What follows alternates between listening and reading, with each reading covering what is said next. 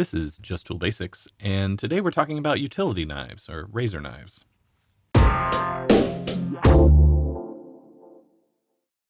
Hello everyone, welcome to Just Tool Basics. Today's topic is utility knives, sometimes called razor knives, and sometimes called box cutters, though a box cutter is a little bit more basic of a tool. These have a little bit more utility than that. And we're going to go over these styles of utility knives.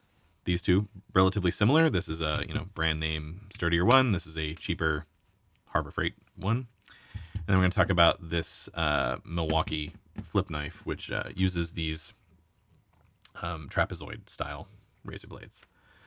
So first we'll just go over kind of what the main differences are between these two, how they work differently, and then why I like one over the other. So these are sometimes called snap knives as well.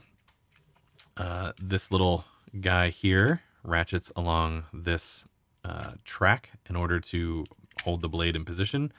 So as you click the blade out, this actually releases it. I'll take this apart and show you how that works. But when this isn't being pushed, the blade doesn't want to move, other than the looseness in the design. And then as you press it, it allows it to click along this little channel here. The reason that people call them snap knives as well is because you can see how there's this little perforation, and when the blade gets dull, you can snap it off to give you a new cutting surface. So for example, this one, you can see that it's a little bit worn out, and it works similarly to the DeWalt one. The difference is that this one, you can move the blade until you move back this little lock guy. So the DeWalt one, definitely a little bit safer, a little bit easier to not accidentally make the blade loose, which you don't want, because as you're cutting on stuff, if it gets snagged, it will just yank the blade out all the way, which, if you're not expecting, could be a bit dangerous. So when you're snapping off this blade, the reason it's called a snap knife, you're basically going to flex the blade over and break it along that little perforation line. So you just grab yourself some pliers, grab the blade next to that perforation, and just snap it off. Then this little guy is just trash. You need to probably not leave it where you might want to step on it, and get rid of it in your trash. And that leaves a much nicer, sharper blade, so you can keep working. Obviously, you have a bunch of them to snap off as you move along and trash the tip, but they're relatively cheap. These things are these blades come in packs. So I bought, I don't know how many of these things, but a bunch of them come in, a bunch of these tubes come in a pack for, I don't know, $20 or something like that. They're 100 blades of these, I think, is $20. So not expensive to replace. Yeah, they get the job done. Now sometimes you may want to take advantage of the length of this blade at its full length. Like if you're cutting foam in one of those utility boxes where you're cutting out shapes to store things into it, these blades at full extension are quite good for sawing through foam and things like that.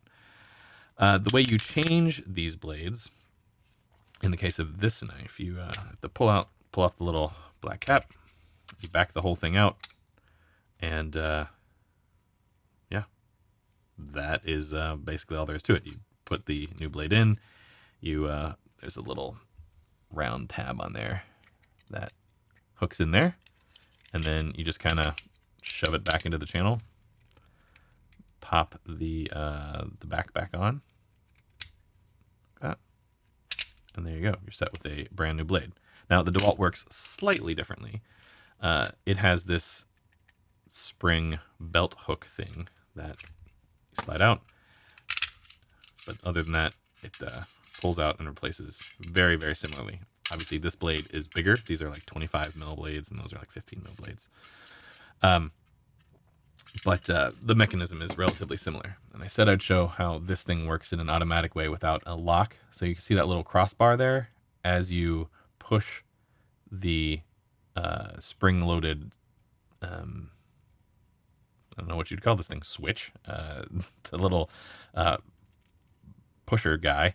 As you push it over, the little metal catch retracts, and that little metal catch is what is riding in these teeth on the body of the body of the knife. And yeah, relatively simple. I honestly don't know exactly how this mechanism works, and I'm not going to break it to find out, but you can see that the thing moves out of the way when you push on the pusher thing. But other than that, yeah, same kind of system. You extend it out, snap it off. That blade's not worn out, so I'm gonna leave it. So it's roughly how this style of utility knife works. Now, this is what Milwaukee calls the fastback, though. There's a few of these kind of flip knives that are available. This is the original style of the fastback. They've changed the style a little bit now. There's like a little blade storage thing in the handle. And then I think there's a bigger one that like comes with a hole cut in the tail of it, so it can hook on a belt hook or something like that. But I have like 5 or 6 of these, and I don't really need a new one. So yeah, I still have my original set. Obviously, I've used this one as a hammer a couple times, but yeah, I really like this tool for a few reasons over this style. I mean, this style is fine, especially like I said, the foam thing or something where you need like a really deep blade that this doesn't provide. These are the only option in those cases for, you know, relatively inexpensive razor knives. This has a few advantages, though, I think. One, when the blade is flipped down, like it's stored. You know, this sort of thing, if you're sticking it in your pocket, for example, and this hangs up on your pocket, it can, you know, like if you put it in your pocket this way and you are pulling it out, like the blade can zoom all the way out, which I have 100% done. I've never cut myself or anything like that, but still, it's unexpected. At least it's loud when that happens, and you kind of know it happened. It didn't secretly expose that blade. But this has this little gut hook area where the blade is still usable, even though it's closed. And you can use this for wire stripping or cutting thin cord or string or whatever, which super useful. One of the things that I'm sure you've experienced if you're cutting rope or whatever is that it wants to slide off and not actually cut through. Whereas since the part of the razor knife that's below that surface, it means that the rope or the wire or whatever kind of hangs out in that little ditch and can't slide off, which is quite nice. So you can put a lot more pressure on it, and the cut will happen pretty safely, since even if you fling it into something, this is very blunt and obviously isn't going to cut anybody. Making it ready for use, unlike this where you have to kind of be kind of specific where the slider ends up, and then setting the lock, or even without the lock, you have to be, you know, relatively specific of how far you push that thing, and it varies based on how many of those segments you've snapped off. This thing is kind of open or it's not, which is very convenient. You have to press down this button to release it, and then it's a very nice smooth hinge, so you can just one-handed flip it out. It is a tip down belt hook, which I prefer in pocket knives as well as my utility knives. And lastly, I think the reason I really like this tool over one of these is because while this is a plain blade, and swapping these blades out, by the way, is a matter of pushing down this button and pulling the blade out as it gets worn down.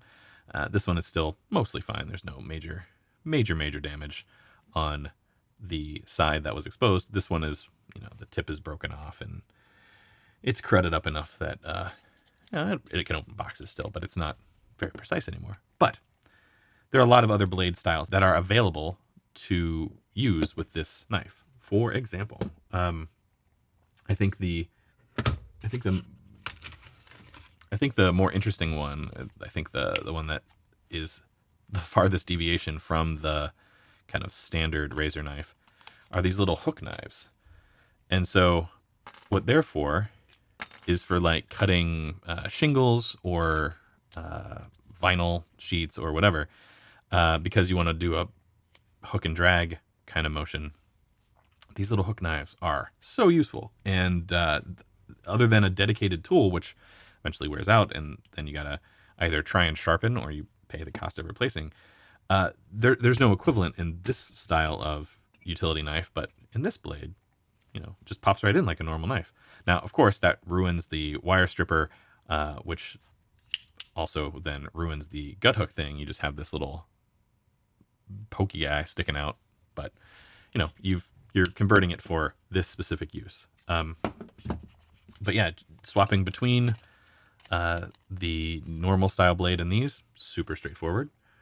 There are, if you're working with rope or cord or whatever, oh, got stuck on there. There are these serrated blades. Again, they pop right in like any old blade. The wire stripper and the gut hook is still available if you are, for some reason, working with something that needs a serrated blade and still stripping wires. And then I also have, now I don't care for these blades actually too much, but they're these rounded tip blades that are ostensibly, safer than a sharp point blade. And if what you're doing is just opening boxes all day long, you don't really need the sharp tip.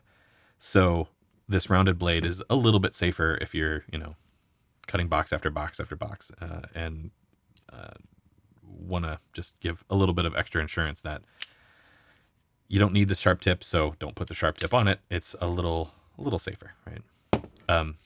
I'll be honest, I don't care for these things very much because unlike the sharp tip kind, where you can kind of, especially for boxes where it's like, it says don't open with a sharp item, and you're like, well, what am I going to use? Of course I'm going to use a sharp item. But like this lets you just like barely scratch the sealing tape, and it will still cut through it, even with very little penetration. Whereas this guy really, sorry, the other blade, this guy really doesn't. You kind of got to stab it in because there's no sharp tip, so you got to put a little bit more oomph behind it. Yeah, but they're available, and if you're working in a warehouse setting or something like that, that's probably the one you want to go with. And the last thing I'll say is that this is like a heavier duty dispenser. These things are quite nice. Keeps the blades all contained. The way you get one out is kind of knock the blades to the bottom, and then use this little lifter guy, and then that like presents one blade to you that you can then pull out.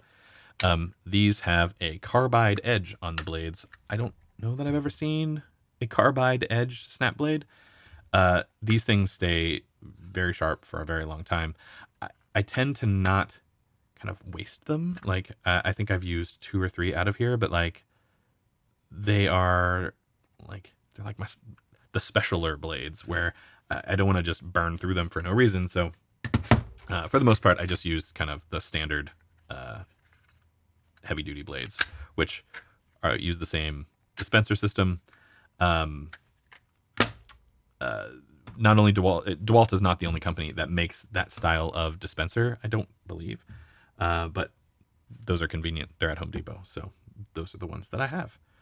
And lastly, when you have this collection of these kinds of blades, you can also get other tools that use those blades in slightly different ways. So this scraper, for example, it's holds the scraper at a pretty nice angle, lets you put some reasonable downforce. They're really easy to change the blades. So you just put the cap back on and then pinch it, which pops the blade out.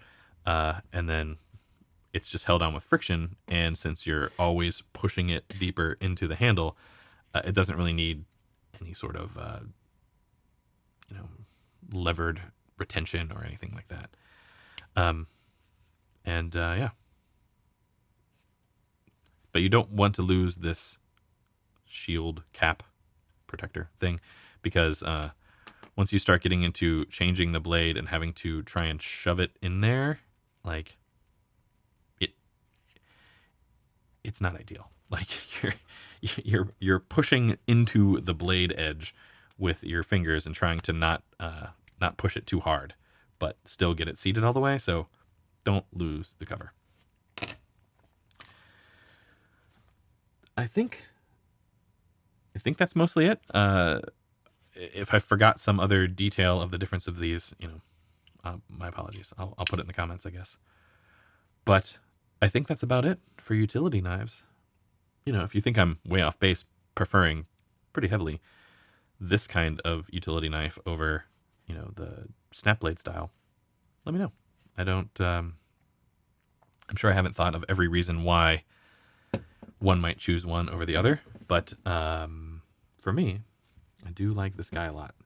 That's why I have several of them, because they're just kind of, they're not my carry around knife for everyday carry type usage, but I do use one of these, daily almost, at least, probably more. Anyway, if you like this kind of content, please consider subscribing. Until next time, this is Just Tool Basics.